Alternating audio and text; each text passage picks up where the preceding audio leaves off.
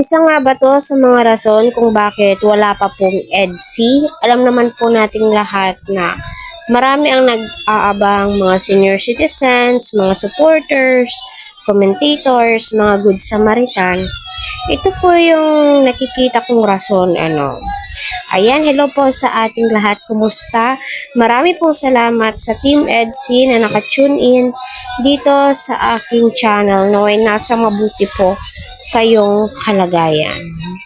So, alam naman po natin lately, na si Beyonce, Carla, at yung mga ka-love team po niya ay may naganap na fashion show sa SM Dait ata yun. So, kita po natin na dinumog po sila ng napakaraming tao.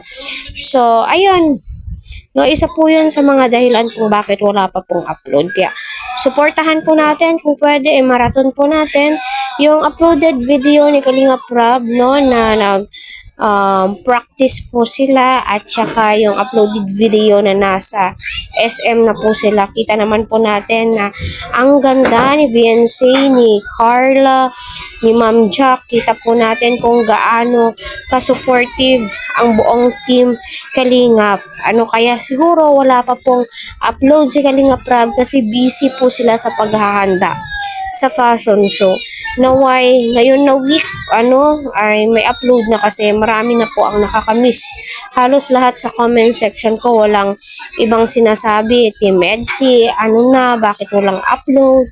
Natatakot bang masasapawan? So, wala pong sapawan na nagaganap po dito, Yung nakikita ko is busy po talaga si Kalinga Prab at ang team sa paghahanda, no, sa naganap na fashion show. Naway maintindihan po natin iyon. At least nakita po natin na andon ang Team EDSI, no, andon si Edu, si Beyonce magkasama sa fashion show, di ba? At saka kahit ganun lang yun, napakaraming kinilig, di ba?